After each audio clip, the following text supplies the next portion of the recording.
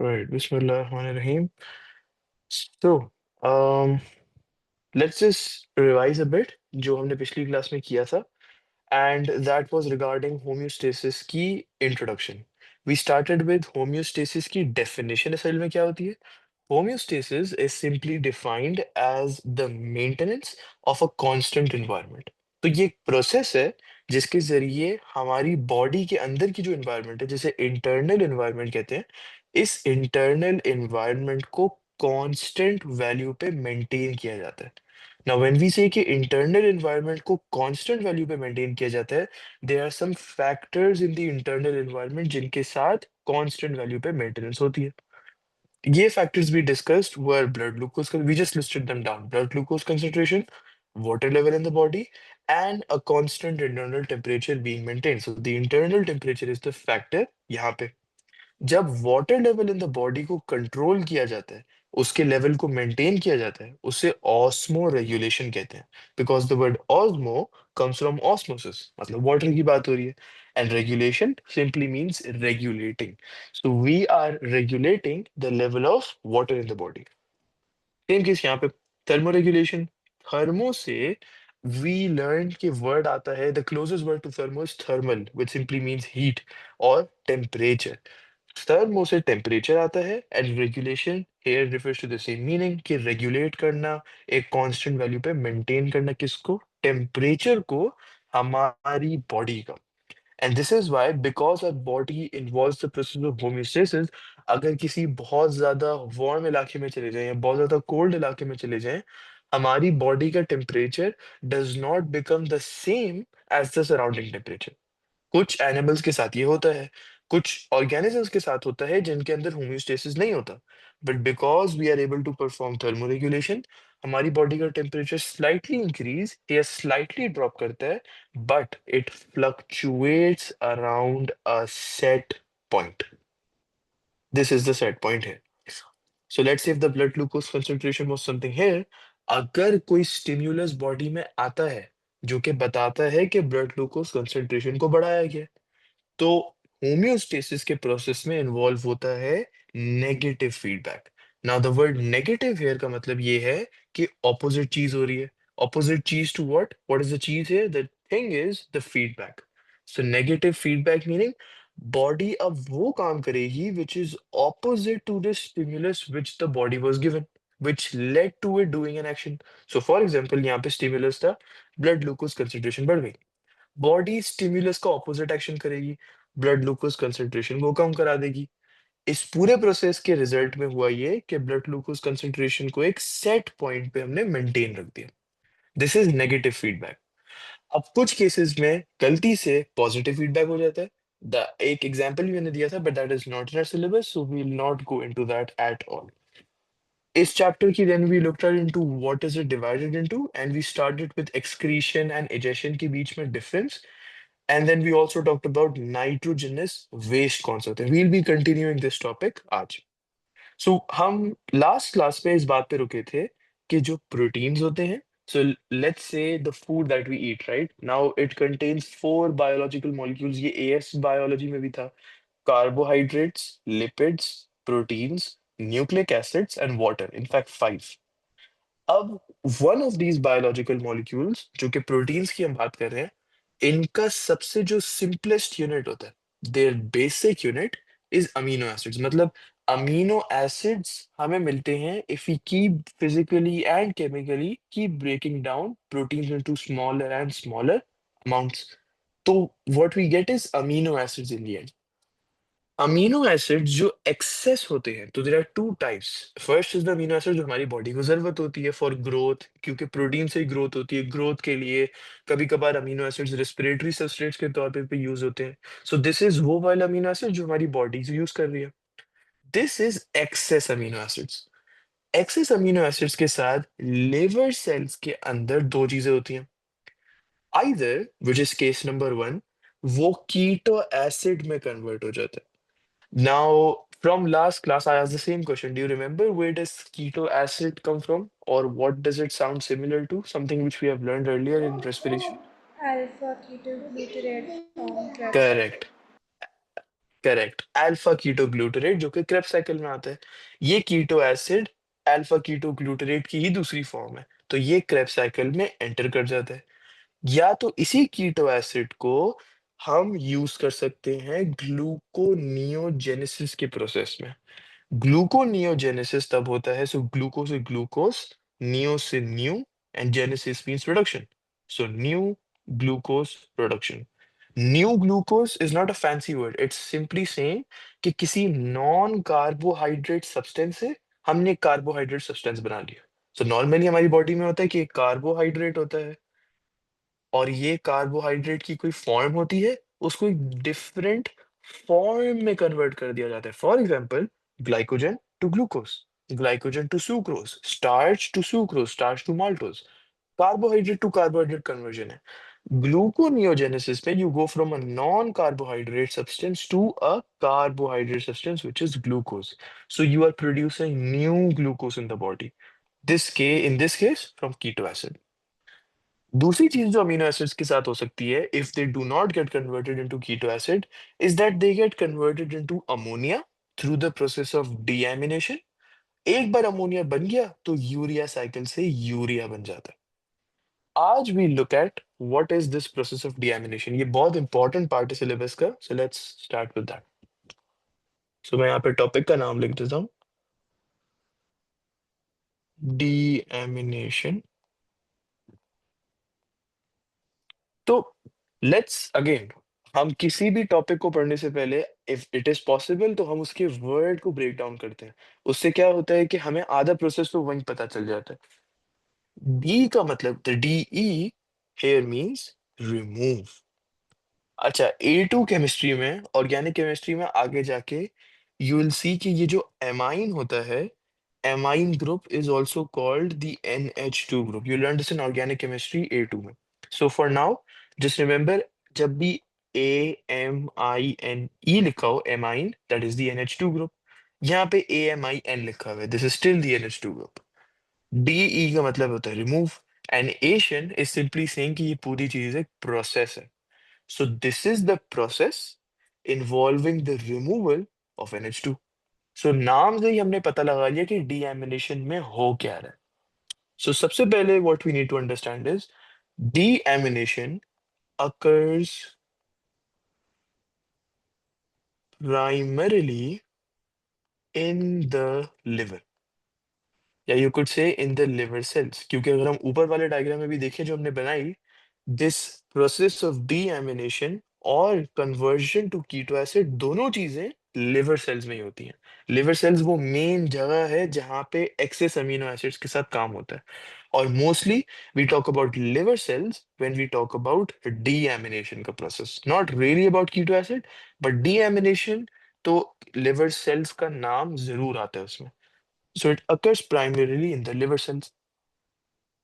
Deamination is defined कि यहाँ पे हम रिमूव कर रहे होते हैं NH2 group. So it refers to the removal of the NH2 group. अब मेरे पास एक एक्सेस अमीनो एसिड है. So let me just write the basic structure of an amino acid. यहाँ पे इसका R ग्रुप, इसका H, COOH, एंड यहाँ से इसका NH2। ये जो NH2 वाला पार्ट है, ये जो एमाइन वाला पार्ट है, ये एमाइन वाले पार्ट को रिमूव कर देते हैं और इस प्रोसेस को डीएमिनेशन कहते हैं। लेकिन एक मिनट, डीएमिनेशन तो हो गई, NH2 तो रिमूव हो गया, लेकिन ये अमीनो एसिड से how did we go to NH3? तो let's just look into that. अब मैं यहाँ पे एक जनरल रिएक्शन लिखता हूँ, और ये जनरल रिएक्शन से ये भी समझ आ जाएगा कि अमीनो एसिड से कीटो एसिड कैसे बनता है एंड अमीनो एसिड से NH3 कैसे बनता है। तो the reaction is something like this. मैं लेता हूं एक अमीनो एसिड, एक एक्सेस अमीनो एसिड, उसको मैं वाटर में ऐड करता हूं, meaning I add water to it. So amino acid plus water, ये फिर रिएक्ट करता है एंड ये प्रोड्यूस करता है दो चीजें। Number one, keto acid, and number two NH3। So ये जो दो केसेस हैं, ये दो केसेस मैंने जानबूझ के अलग अलग तरीके से पढ़ाई कि अगर कीटो एसिड प्रोड्यूस होगा तो ये होगा, अगर NH3 प्रोड्यूस होगा तो ये होगा, सो दैट ईच प्रोसेस आप सेपरेटली समझ पाओ। लेकिन now we are combining both processes together. अगर अमीनो एसिड एक एक्सेस है, उसको हमने पानी के साथ ऐड किया, so what type of reaction would I call this where I am adding water? Um, Condensation? Wouldn't condensation be the removal of water? Oh, right. Hydrolysis. Sorry. Yeah. Hydrolysis, correct. तो hydrolysis और condensation opposite processes हैं। Condensation मतलब water produce हो रहा है, hydrolysis मतलब water use हो रहा है।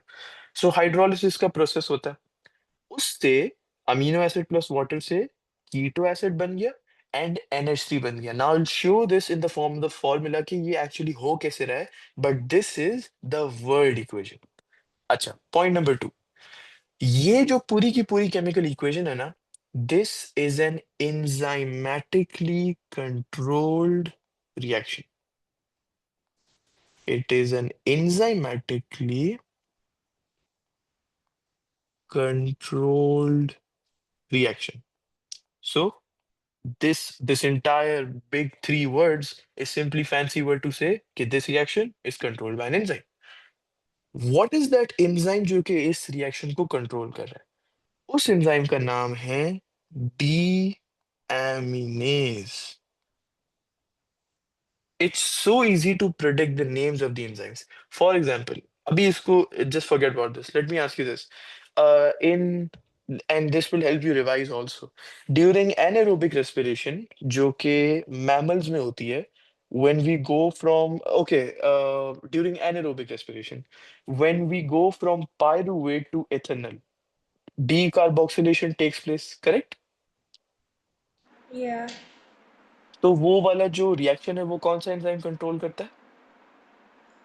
Um, Pyruvate dehydrogenase. The what is the name of the process happening? Okay, so alright, so it's gonna be decarboxylase, I think. Pyruvate Decarboxylase. decarboxylase. Perfect. It's that easy. Decarboxylation का process हो रहा है, pyruvate reactant है, name of the enzyme pyruvate decarboxylase. यहाँ पे reaction हो रहा है डीएमिनेशन का।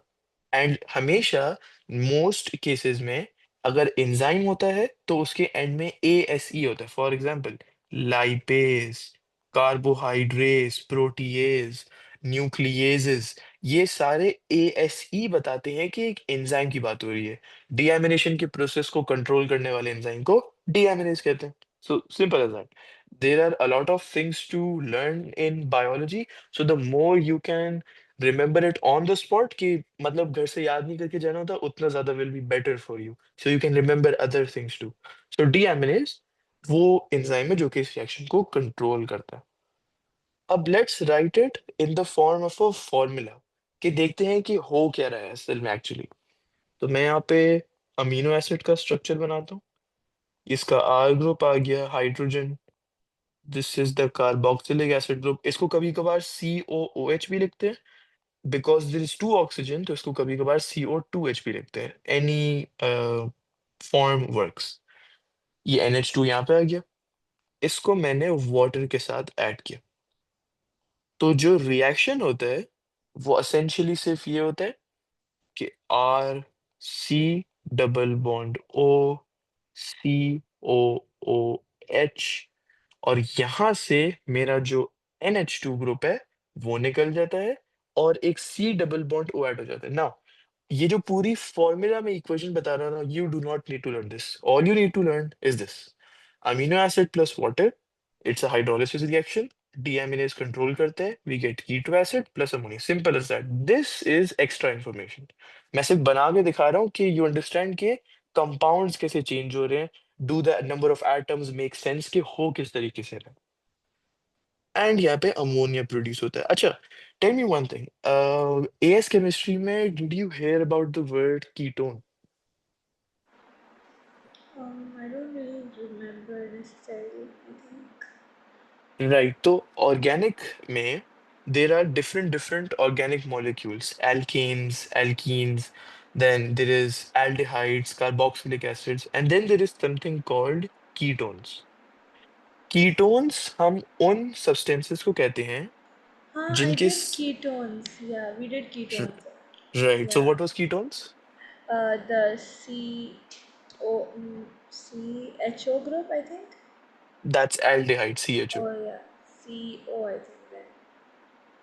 राइट And तो कीटोन्स ये होते हैं कि एक कार्बन है यहाँ पे, उसके दोनों साइड पे एक कार्बन एटम होता है. This is what a ketone actually is. So when you have one carbon atom and उसके let's suppose, let me just erase this for now. Let's suppose एक कार्बन एटम है, C double bond O, and उसके साथ एक H लगा हुआ है. This is a CHO group, this is the aldehyde group. Ketone ये होता है कि you have a carbon atom here and a carbon atom here. So you have two carbon atoms on either side of the main carbon atom. ये ketone है. Why is this substance called keto acid? क्योंकि ये जो R group है, ये carbon containing compound है, मतलब ये ऐसा कंपाउंड है जिसमें कार्बन है, एंड ये कार्बोक्सिलिक एसिड में भी कार्बन है. So look at this carbon which I have highlighted in red. इसके साथ ये राइट पे कार्बोक्सिलिक एसिड का कार्बन अटैच्ड है, और लेफ्ट पे आर ग्रुप वाला, आर ग्रुप के अंदर जो कार्बन एटम है वो अटैच्ड है. So this part here is the ketone part. इसीलिए इस पूरे मॉलिक्यूल का नाम बन गया keto acid. So it's important to know where the name came from. हम रैंडमली नाम नहीं दे देते किसी मॉलिक्यूल को. Keto comes from the word, root word ketone. And ketone इसलिए क्योंकि C on the other hand C, and on the other hand also a carbon atom, इसलिए keto acid. And we produced ammonia है. Right. अच्छा, तो ये थी deamination का पूरा प्रोसेस. ये जो वर्ड इक्वेशन है ना, ये डीएमिनेशन की है. अब मैंने यहाँ पे एक और चीज भी लिखी थी कि डीएमिनेशन से अमोनिया तो प्रोड्यूस होता है, और अमोनिया यूरिया साइकिल के जरिए जाता है और यूरिया प्रोड्यूस होता है. सो यूरिया साइकिल हमारे सिलेबस में नहीं है. And obviously, if it's not in the syllabus, I would not waste time teaching that because that's unnecessary stuff. तो यूरिया साइकिल, ये मेडिकल स्कूल में इंशाल्लाह you learn about this. So urea cycle is not, मैं यहाँ पे लिख देता हूँ, is not in syllabus. So let's just do a summary of all of the nitrogenous waste जो हमने अभी तक किया. So the first one is NH3, उसके बाद यूरिया, फिर यूरिक एसिड आ जाता है. इफ वी लुक एट कि ये जो तीनों के तीनों नाइट्रोजनस वेस्ट हैं, अमोनिया हो गया, यूरिया हो गया, यूरिक एसिड हो गया, तीनों में what are the number of nitrogen atoms, मतलब इसमें नाइट्रोजन एटम कितने हैं, इसमें कितने हैं, और इसमें कितने हैं, ये देख लेते हैं. So let me just right this here. Number of nitrogen atoms. Now, all of this part I know seems a bit boring क्योंकि nitrogen is waste हमेशा से एक boring topic रहा है. When we start with the kidneys and the osmoregulation and the blood glucose, that's when it gets interesting. थोड़ा सा ही boring part है. I'll try to complete this as fast as possible. The number of nitrogen atoms, अगर ammonia में देखें, could you tell how many nitrogen atoms are in ammonia? one. One. अब urea का cycle जो है वो हमारे सिलेबस में नहीं है, so obviously you would not know the formula for urea. So यहाँ पे it has two nitrogen atoms. Uric acid में फोर नाइट्रोजन एटम्स होते हैं. Now it's there is a very little chance ये वाली टाइप की इंफॉर्मेशन पूछी जाएगी, बट कैम्ब्रिज से कभी भी कुछ भी उम्मीद की जा सकती है. Right. Number two, toxicity. We talked about this in the last class. So do you remember which one is the most toxic and which one is the least toxic? Ammonia is the most toxic, I think, and Right. I think after that, urea is the least toxic, I think, and uric Not acid is. quite. Oh, okay. Uric acid is the least toxic. अब लेकिन एक बात है कि हमारी body में ammonia produce होता है after the process of deamination. Now there is a reason why we converted into urea, because वो हाईली टॉक्सिक है और हाईली सॉल्युबल है. तो जहां पे लिवर सेल्स पे डीएमिनेशन हुई है, अगर उसके साइटोप्लाज्म में ये अमोनिया डिसॉल्व हो जाएगा, और वो हो सकता है क्योंकि वो सॉल्युबल है, लिवर सेल के अंदर जितने भी रिएक्शंस हो रहे होंगे उनको वो खराब कर देगा, क्योंकि इतना टॉक्सिक है, इतना पॉइजनस है, लिवर सेल्स भी डिस्ट्रॉय हो सकते हैं। तो इसको यूरिया में कन्वर्ट कर दिया यूरिया साइकिल के थ्रू। लेकिन यूरिया साइकिल भी तो थोड़ा सा टॉक्सिक है, तो उसको यूरिक एसिड में क्यों नहीं कन्वर्ट करते, जो कि लीस्ट टॉक्सिक है। ये बना के हमें सबसे ज्यादा फायदा होना चाहिए। लेकिन to go from urea to uric acid is a very slow and long process.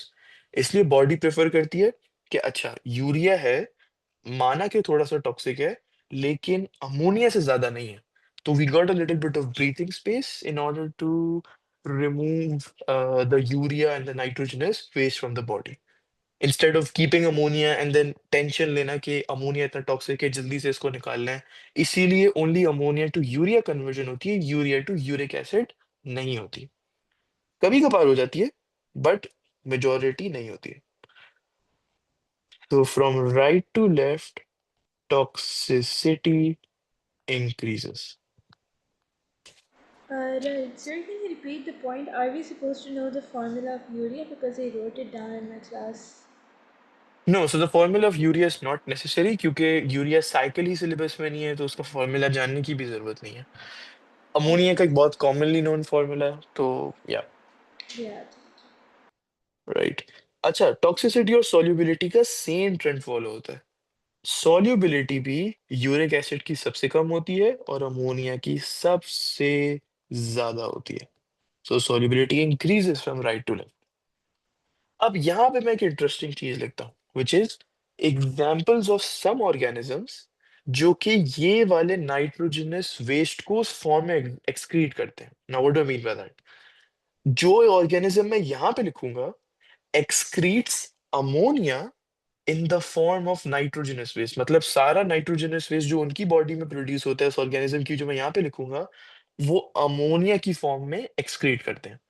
यहाँ वाला ऑर्गेनिज्म यूरिया की फॉर्म में एक्सक्रीट करते हैं, ये वाले ऑर्गेनिज्म यूरिक एसिड की फॉर्म में एक्सक्रीट करते हैं। So let's look at that. Examples of organisms.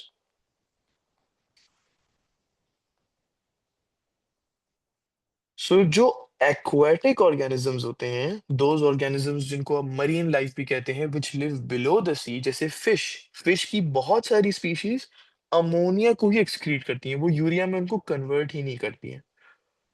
So aquatic organisms, when we talk about urea, तो ऑब्वियसली हम यूरिया को एक्सक्रीट करते हैं as our main form of nitrogenous waste. So primarily mammals. और lastly, ऐसा कौन सा ऑर्गेनिज्म है जो अमोनिया से यूरिया और यूरिया से यूरिक एसिड भी कन्वर्जन करता है? That is birds. फिर इसमें इंसेक्ट्स भी आ जाते हैं, और इसमें रेप्टाइल्स भी आ जाते हैं। So birds, insects and reptiles, they excrete nitrogenous waste in the form of uric acid. Okay, this part of the nitrogenous waste is over. अब जो topic we'll start is about the urinary system। मतलब कि हमारी body में बहुत सारे systems होते हैं, बहुत सारे ऑर्गन सिस्टम्स होते हैं which make up an organism. Circulatory system, respiratory system, excretory system, nervous system, urinary system, ये सारे सिस्टम्स मेकअप एक पूरा complete organism which is us mammals. तो one of those is urinary system और excretory system. Let's look at what the mammalian urinary system is made of. सबसे पहले तो इसमें आती हैं मतलब ये जो मैं यहाँ पे लिखूंगा ये सारे ऑर्गन्स होंगे of this organ system. Number one, a pair of kidneys. कुछ लोगों में सिर्फ एक किडनी होती है, कुछ लोग जानबूझ के एक किडनी रखते हैं, but again all of that is possible क्योंकि वो एक किडनी दो किडनी का काम करती है ऐसे ऑर्गेनिजम्स में। But generally we see a pair of kidneys in mammals. Number two, a pair of ureters। अब ये सारे हम चीजें देखेंगे ऑर्गन्स को कि किडनीज कहाँ पे होती हैं, क्या काम है, यूरेटर्स का क्या काम है। I am just listing them down for now. Number three, a bladder. Number 4, a urethra. And number 5, associated blood vessels. मतलब ये कि जो यूरिनरी सिस्टम हमारी बॉडी में है, उसमें ये सारे ऑर्गन्स तो आते ही हैं, उसमें जो बॉडी में ब्लड वेसल्स भी फ्लो कर रहे होते हैं, कुछ ब्लड वेसल्स भी यूज होते हैं. So associated blood vessels. Now let me just paste a picture here. उससे यूरिनरी सिस्टम का जो डायग्राम है वो दिमाग में फिक्स हो जाएगा. As in you will whenever you hear the word urinary system you should think about this picture कि this is what this actually looks like. So let me just paste it.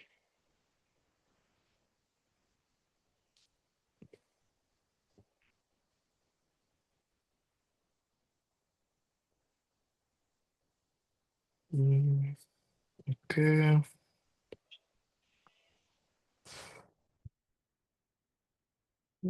क्या हो गया jail drop को?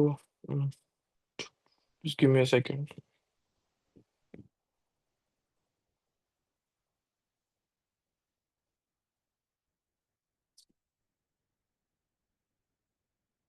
Okay. So this is what the urinary system looks like. So look at this. सबसे पहले तो ये associated blood vessels की थोड़ी सी बात कर लेते हैं. मतलब ऐसे कौन से ब्लड वेसल्स हैं जो इस सिस्टम में भी मौजूद है? इंफीरियर वेना कावा. अब ये जो वेना कावा है, ये vena cava is a when. It's the name of a vein which you need to know. This is the main and largest vein of the body. हमारी बॉडी में heart होता है, आर्टरीज होती हैं और veins होते हैं. मेन जो वेन है वो है vena cava. Now there are two types of vena cava. एक होता है इंफीरियर, ये आईजीसीएसई में भी पढ़ाते हैं. एक होता है इंफीरियर वेना कावा और एक होता है सुपीरियर वेना कावा. ये जो सुपीरियर वेना कावा होता है ये वो मेन वेन होती है जो कि क्या कहते हैं, from the brain, from the shoulder, meaning from the upper part of the body, deoxygenated blood को हार्ट के राइट एट्रियम में लेके आती है. Which one? The superior vena cava. And the reason why it's called superior is because body के upper वाले हिस्से में से सारा डीऑक्सीजनेटेड ब्लड को राइट एट्रियम में लेके आती है.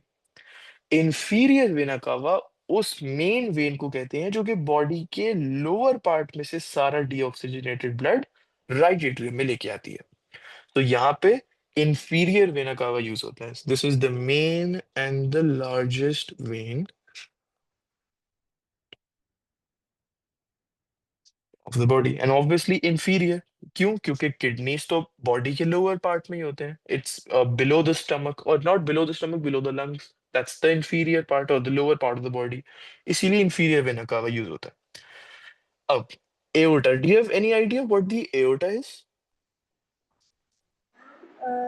Yeah, it was basically the one that supplies, I think, the blood to the main parts of the body.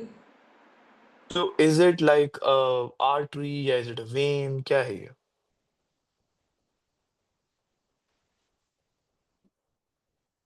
It's an artery. It's an artery.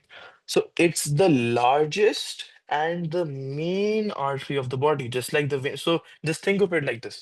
Heart होता है, आर्टरीज होती हैं और वेन्स होती हैं. जो आर्टरीज का लीडर है, meaning the main artery is aorta. Veins का लीडर या वेन्स सबसे बड़ी जो वेन है, the biggest vein, that is vena cava. Now there is no inferior and superior aorta. It's just aorta. Vena cava में inferior and superior की differentiation होती है. So aorta is the largest and main artery of the body. So abhi tak we talked about inferior vena cava and then the aorta. अब यहाँ पे बात है descending aorta की. Just leave this word for now. हम आगे जाके detail में देखेंगे what is the descending aorta, what is the ascending aorta, all of that. For now just understand what is vena cava and what is aorta. Now body में aorta तो सबसे main artery है, लेकिन और भी arteries होती हैं. An example of that is the renal artery. Right renal artery भी किडनी के उसमें जो ब्लड सप्लाई में मौजूद होता है वो इसमें काम आती है। And this is also present in the urinary system. Again you do not need to know what the right renal artery does for now, क्योंकि डिटेल में ये सारी आर्टरीज की बात होगी when we talk about the blood vessel system of the excretory part. Okay, then there is a right renal vein. So just take a rough look at this picture for now. Renal vein भी आती है यहाँ पे, ureter भी आता है, bladder भी आता है और यूरेथ्रा भी आता है। Now, many students confuse ureter and urethra, और ये इतना ज्यादा पूछा जाता है P4 में कि you'll get tired of it when you start to answer topicals. The difference between ureter and urethra. Ureter उस स्ट्रक्चर को कहते हैं जो कि पास करती है एक सब्सटेंस को, I am not gonna name that substance for now, लेकिन एक सब्सटेंस को पास करते हैं from the kidneys into the bladder. So this is substance pass from the kidneys into the bladder through the ureter. उसके बाद bladder से out into the surroundings as in out of the body, body में से exit कर जाती है urine, उससे कहते हैं यूरेथ्रा। तो for example if the urine is in the bladder, it needs to go out of the body, वो ऐसी थिन एयर में गायब नहीं हो जाती, it moves through the urethra. So ureter is before the bladder, urethra is after the bladder and is the last exit point for urine. Bladder obviously वो जगह होती है जहां पे यूरिन स्टोर होती है। अच्छा, सबसे पहला पॉइंट। Sir, या just a question from the diagram. The same like aorta and like the inferior vena cava, both of them are used to supply like both of the kidneys, right? The aorta and the vena cava. Yeah. तो जो aorta और vena cava होता है, we look letter कि it branches out into different artery, जैसे right renal artery होती है और लेफ्ट रीनल आर्टरी होती है। तो जो राइट Alright. रीनल आर्टरी होती है वो राइट किडनी को ब्लड सप्लाई करती है, left renal artery left kidney को। And Okay. Same is for the right renal vein and the left renal when.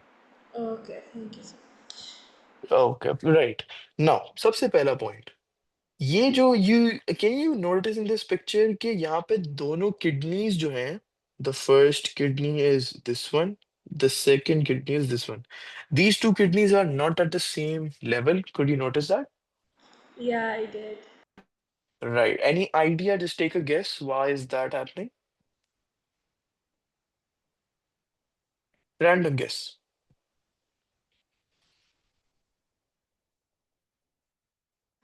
Um, Basically, I think I heard about this at one place. I don't know where, but I think because of the liver, it's located at like the right side, something like that. Absolutely, the right kidney is lower. अच्छा, now ये same concept heart में भी apply होता है। अगर हम इसको picture में देखें तो ये लेफ्ट हम इसको कहेंगे और इसको राइट कहेंगे, but you not suppose to look at the kidneys and the heart and differentiate between left and right like this. How are you suppose to differentiate it? Suppose if this was in your body, suppose if this was in your body and you're looking from a first person point of view. So if you're looking from first person and not a third person point of view, what would this kidney be? Would this be left or would this be right? This would be right. अच्छा, The, तो ये right kidney तब होगी जब हम इसको image के through देखें, जैसे हम यहाँ पे देख रहे हैं। सो हम इसको yeah. Third person point of view से देख रहे हैं। So imagine this, this picture pasted on yourself. Just think of it like that, just randomly. Or even think of the heart like this. So for example, मैं यहाँ पे heart बनाता हूँ.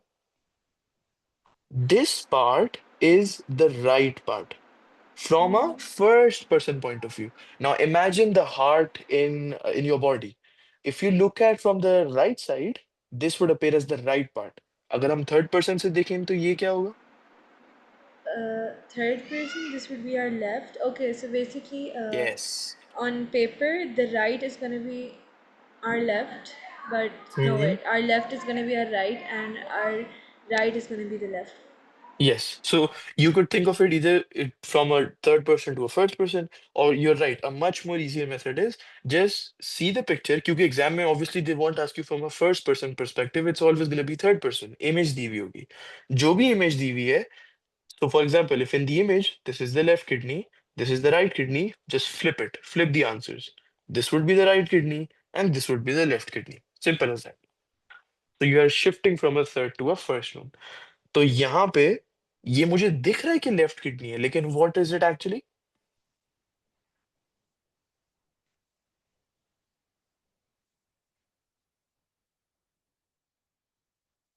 मतलब इसको राइट कहेंगे कि लेफ्ट कहेंगे? Can you repeat? ये वाली जो किडनी है, I can view it as left, but what would this actually be, right This और is left? right. This Right. Is right, perfect. Okay, so we are clear with that. Now the right kidney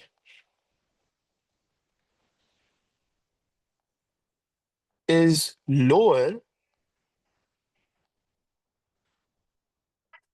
than the left kidney, and because of the reason, the same reason which you said, which is due to the presence of the liver on the right side. तो यहाँ पे liver है, जिसकी वजह से ही kidney थोड़ा नीचे आ जाती है. Due to the presence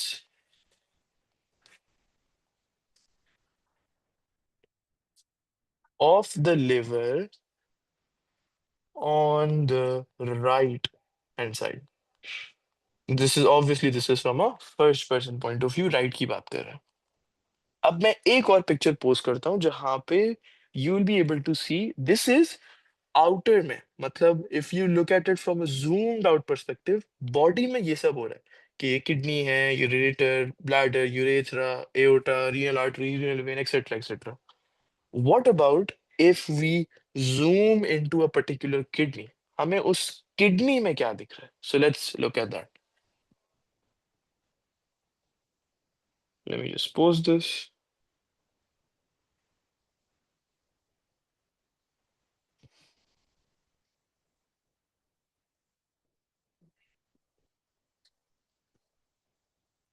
What we see here is something like this. This is the internal details of a kidney. अब ये मैंने किडनी बनाई है यहाँ पे, और इस किडनी का zoomed in version we'll look at. अब when we look at the zoomed in version, दो चीजें हैं जो देखने की होती हैं. सबसे पहले तो zoom in किस तरीके से किया जाए. So for example, if you have a tissue box in front of you, you can zoom into the tissue box straight away. मतलब simply उसको देखना गौर से, और यू कुड शिफ्ट इट एक ऐसे तरीके से कि इसकी हाइट बड़ी हो जाए. तो let's say the tissue box is on the table, you flip it 90 degrees. Now this tissue box की हाइट बड़ी हो गई है और इसकी विड्थ छोटी हो गई है, and now you are cutting it in between. तो ये अलग अलग डिफरेंट टाइप की जूमिंग मेथड्स होते हैं. Through the first one, when you were just looking at the tissue box straight on, you weren't changing its position or its height or width or length. This is the transverse section. When you shifted the tissue box एक ऐसे तरीके से कि अब वो लंबा दिख रहा है, उसकी जो लेंथ है, सॉरी, उसकी जो हाइट है वो बढ़ गई है. And now suppose you have a knife and you are cutting this tissue box in between. This is the longitudinal section. तो ये difference दिखता है. Normally अगर हम सिर्फ एक transverse section के जरिए देखें, what we see is M referring to medulla. This is the first part of the kidney. और M के बाहर there is the red colored से हुआ है, which is C, and C stands for cortex. So if we just zoom into a kidney through the transfer section, we see two things: a medulla and a cortex. This is when we zoom in from this part. मतलब एक kidney में, which is this entire part, अगर अपर वाली side को normal zoom किया जाए, medulla और cortex दिखता है. अगर ये वाले पार्ट को जूम किया जाए तो ये डायग्राम दिखता है, wherein you see the medulla, you see the cortex, लेकिन एक दूसरी चीज भी दिखती है, जो कि ये चीज है, ये जो मैं रेड से हाईलाइट कर रहा हूँ. You see this infolding? This infolding is this. This is the pelvis. The P stands for pelvis. Ab what if I was to मतलब मैं किडनी को सीधा खड़ा रख देता ऑन द टेबल, एंड मैं उसको ऊपर से नीचे, so just how you cut a cake, उसी तरीके से you cut the kidney from the straight, from a height. फिर लॉन्गिट्यूडनल सेक्शन दिखता है। ऑब्वियसली एवरी हर चीज की अब हाइट बढ़ जाती है। कॉर्टेक्स की भी हाइट बढ़ गई, मेड्यूला की भी बढ़ गई, और पेल्विस की भी बढ़ गई। Now why am I explaining this transfer section and longitudinal section? Exam में पिक्चर के नीचे टी डॉट एस लिख देंगे। Now you will not understand what T dot S is unless you know के what does it stand for. So यहाँ पे जो answer होता है वो भी उसी तरीके से देना होता है। Why is the cortex appearing more in height? क्योंकि ये लॉन्गिट्यूडनल सेक्शन है, और कोई दूसरी चीज नहीं है इसके बारे में। So did you get this part between TS and LS? Yeah, I did. Okay. No matter what we look at, TS और LS, हमें तीन parts of the kidney दिखते हैं: cortex, medulla and pelvis. अब इस cortex, medulla and pelvis के through, या इन cortex, medulla and pelvis के बीच में blood vessels भी होते हैं। किडनी में यूरिन भी प्रोड्यूस हो रही होती है, और भी चीजें होती हैं, and we look into that in much much more detail later. But for now, kidney के तीन structure: cortex, medulla, pelvis. Now kidney के अंदर there is a structure which we call nephron. So let me just go back to the first page of this chapter, जहां पे ये दो चीजें मैंने लिखी थी: osmoregulation and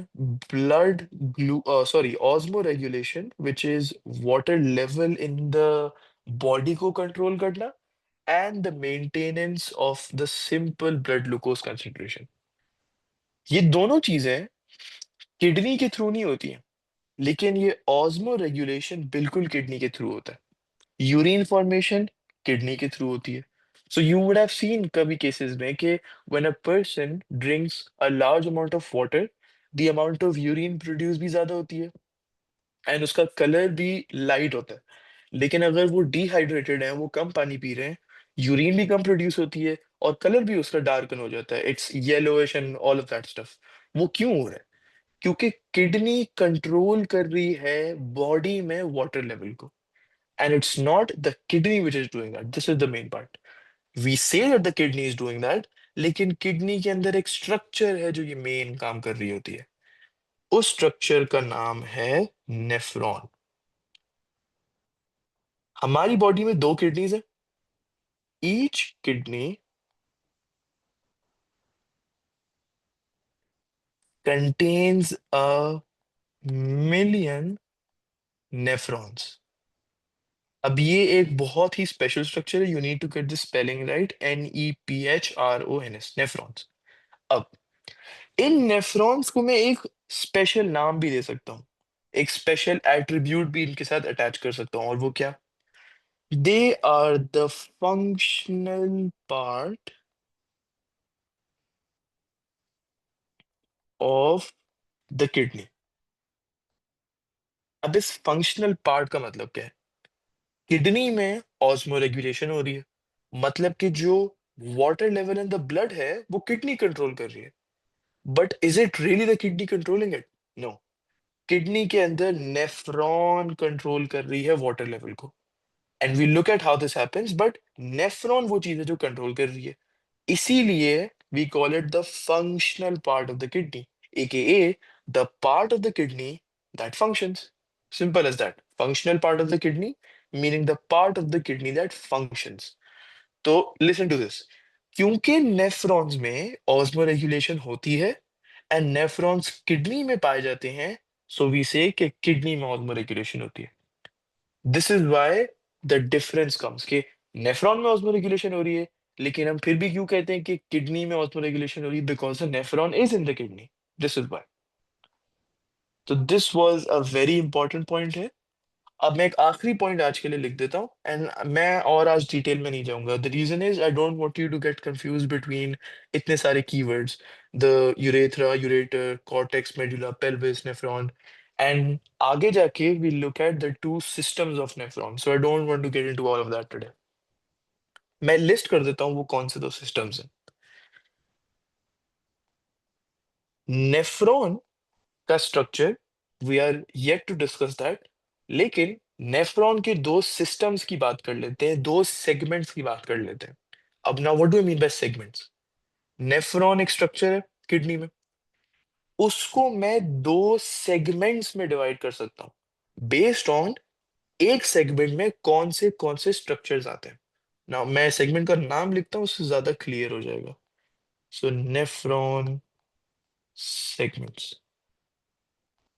The first one is the tubular segments,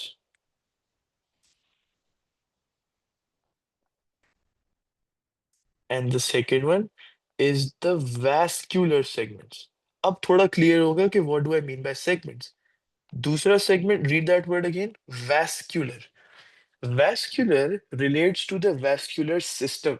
मतलब यहाँ पे इस सेगमेंट में ब्लड वेसल्स आएंगे, एओर्टा आएगा, आर्टरी आएगी, वेन आएगी, वेन्यूल आएंगे, और भी सारे ब्लड वेसल्स आएंगे with different different names and different different functions. All of these blood vessels come under vascular segments. Nephron के अंदर सिर्फ ब्लड वेसल्स नहीं होते, नेफ्रॉन खुद भी एक स्ट्रक्चर है, उसके अंदर ट्यूब्स होते हैं. Tubes come under the tubular segments. So this is why we don't complicate कि नेफ्रॉन में ये भी होता है, ये भी होता है, ये भी, no we don't talk it like that. हम उसको दो सेगमेंट्स में डिवाइड करते हैं और इंडिविजुअल सेगमेंट को अलग अलग तरीके से पढ़ते हैं. And then at the end we combine the nephron का structure together, so we see कितना कॉम्प्लेक्स स्ट्रक्चर है ये, जो कि किडनी में ऑस्मो रेगुलेशन का काम करता है. सो आज के लिए मैं यहीं तक रखता हूँ. If you have any questions यहाँ तक, so let me know. No, it's clear. Right, so could you give a summary of आज की क्लास में what we were able to do? Yeah, so basically, we discussed about the level of toxicity of ammonia, urea, and uric acid, and we know that ammonia is the most toxic and uric acid is the least toxic. And then we looked at the diagram of the excretory system. I think the right, I think and we looked at the kidneys and we discussed why the right Yeah, kidney is lower than the left kidney, and also then we looked through the transverse section and the longitudinal section what they were, and we discussed about that aorta is the biggest artery in the body, and the inferior vena cava is the longest vein in the body, and yeah, and correct. we were doing about the nephron segments, which we will discuss. Right. Perfect. Okay. So if you have no further questions, so that will be it for today. Yeah. Okay. Right. Thank you. Allah Thank you, Hafiz. Allah Hafiz.